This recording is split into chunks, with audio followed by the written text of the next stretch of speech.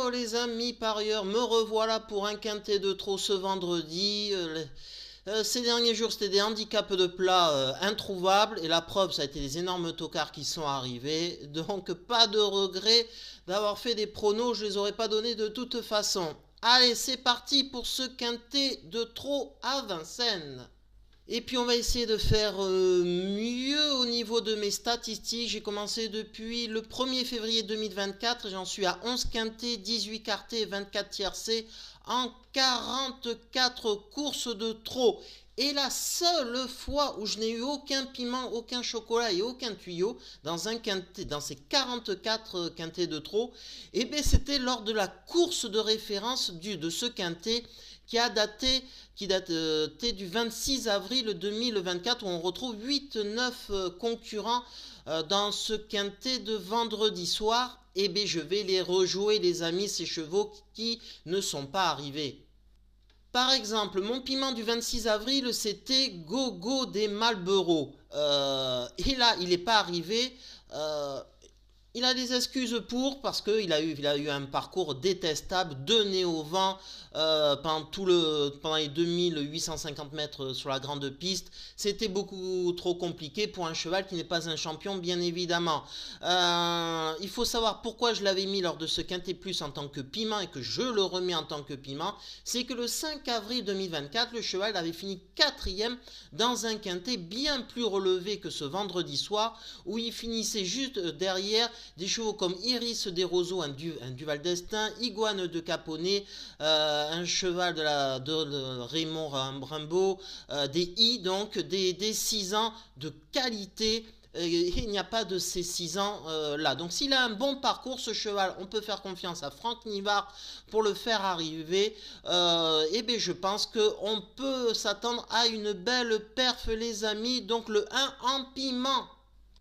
Et en tuyau, dans ce quintet du 26 avril, je vous avais mis Galion. Et bien, je le remets en tuyau, de nouveau, les amis. Il n'est pas arrivé ce 26 avril, et lui aussi, il a des excuses. Et pourquoi? Eh bien, il n'a jamais trouvé le passage, alors qu'il avait beaucoup de ressources. Ses œillères n'ont même pas été rabattues. Voilà, il aurait fait l'arrivée. Bon, ça, c'est les courses. Ce sont les courses de trop. Donc, voilà, c'est un cheval de qualité, hein, quand même, qui gagne 12 courses sur 46. Là, il retrouve des bonnes conditions de course en sachant que l'entraîneur de Jésus a 2 pensionnaires dans cette course. Alexandre de Jésus, il a le 3 Galion et aussi il a un autre pensionnaire qui est Hercule de Léo. Et Hercule de Léo qui a une chance pourtant, et il n'est pas mené par Esteban de Jésus. Donc ça c'est une indication qui fait que on peut sélectionner et avoir confiance pour arriver cette fois-ci avec un bon parcours. Ce 3 Galion, c'est pour ça que ça reste mon tuyau. Et en chocolat, je pense quand même le cheval le plus fiable dans ce quintet, c'est le 12 Udo du Ruel. Déjà, c'est le choix du driver, David Thomain. Il avait le choix de driver plusieurs chevaux dans cette épreuve et il fait confiance en ce 12 Udo du Ruel. Au niveau des statistiques de ce cheval, c'est un cheval très régulier. 26 fois sur 50, il est dans les 3 premiers, donc plus d'une fois sur 2. En plus, ce cheval est en pleine forme, il reste sur une victoire. Vincennes, il fait très bien puisqu'il a gagné en février, c'était sur un parcours de vitesse, mais c'était sur la grande piste. Donc c'est très rassurant, les longues distances, il n'y a pas de souci. Donc je pense que c'est le cheval qui fournit les meilleures probabilités d'arriver dans ce Quintet Plus, les amis. Le chocolat, c'est le 12. Et donc ma sélection c'est laquelle? Allez, je joue offensif, peut-être un peu trop, je vais mettre le 1 Gogo des Marlboro. Je pense qu'il peut faire une très belle cote à plus de 20 contre 1 dans les 3-4 premiers, c'est possible avec le bon parcours. Donc voilà, je mets le 12 Udo du Ruel, je pense que c'est le cheval qui offre les meilleures chances d'arriver.